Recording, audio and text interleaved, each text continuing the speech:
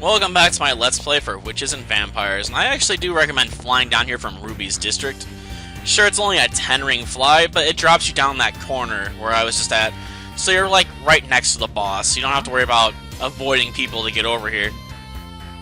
Hi. Oh, please, that's not gonna end well for you, Jasper. It never ends well. Trust me, I've played a lot of RPGs. You're about to get yourself killed. Exactly. What makes you think he can kill us? We've killed everything else we've ever come across in this game. Like, easily. And my magic stats jacked up so high at this point, I think I can even drop the final boss in a couple of hits. Especially with the bonus damage you get from fire and poison. I expect this fight to be extremely one-sided unless he takes out Aluna really early on.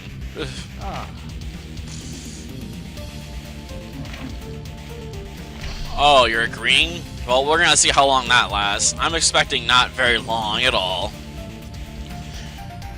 Let's face it, he's the most powerful vampire ever. Of course, he looks more like a demon, like you'd imagine Satan or something to look. And he's got a Jagan eye up there, it looks like. Yeah, I was. Well, you can try and kill me. I wouldn't bet on it, though. But he is a fast little blighter, I'll give him that much. Oh, please, on the character with 160 defense? You might as well just give up now. Like, that's not gonna do enough. You can actually silence and stun him. It just doesn't stick that often.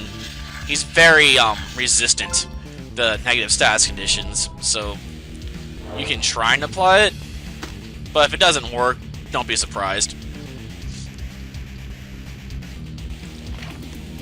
Okay.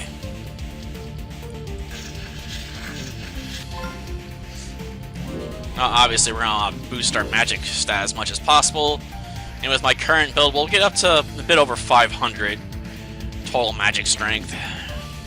There's no point in using group stun this fight because Jasper can't be targeted.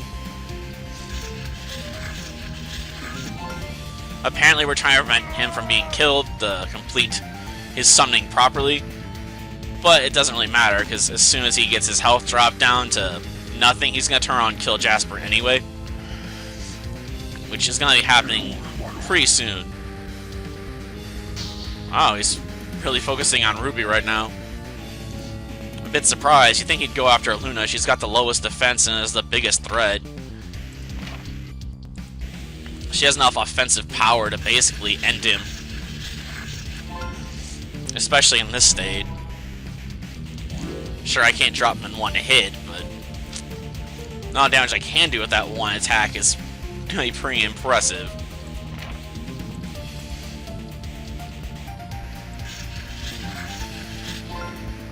I expect this is easily going to like 800 to 900 points of damage in just one blow. Almost 1,000 actually. And we'll try and lock him up again.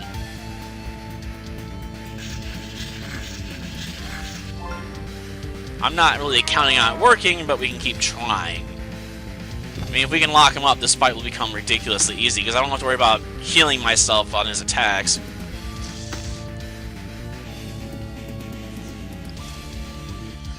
Okay, who are you going after this turn?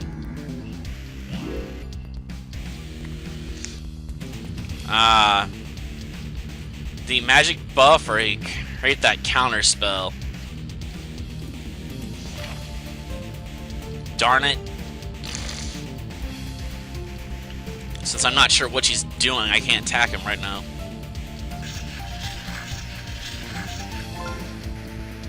We'll try and silence him again.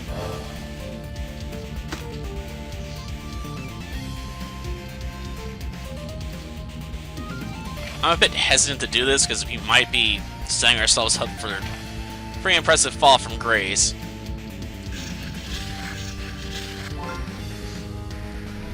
Because if this is the damage one, I'm going to be getting hurt real bad.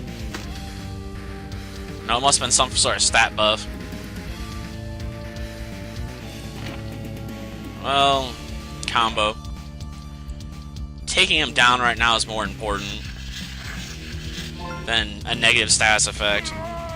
That way he can go into the next turn with actually taking the bonus damage, which will be immense because of poison and fire there. It'll be pretty high, to say the least. Yep, goodbye, Jasper. He doesn't need a master, especially not a weakling like you. I'm sorry, you overestimated your usefulness. By a lot. Goodbye. I would say you'd be mourned, but you are a traitor to humanity, so it's hard for me to say I'll miss you. Okay, who's he gonna go after? Ah, group stun. Shoot, we lost the entire turn. Well, at least we didn't get hit. Did he just die from the bonus damage from 2 turns?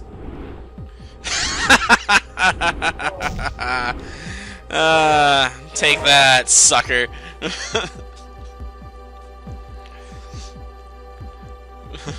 Well, it's over. He's dead. He's been banished back to the Shadow Realm. Now to check Jasper's body for the amulets and stuff. What? Don't expect me to bury his corpse. I'll probably just stash it somewhere.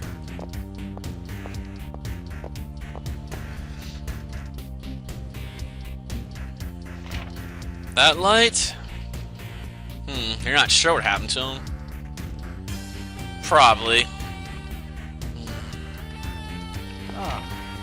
I suppose the occult world is really obscure and mysterious. Let's just enjoy the fact the world's back to normal for the moment. And now let's send the amulets to another dimension. That's literally what they just did.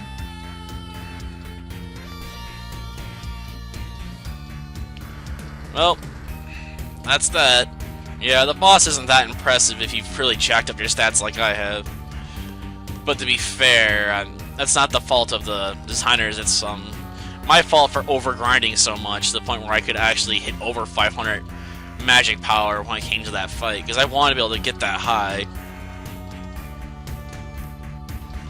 I wouldn't be satisfied with anything less.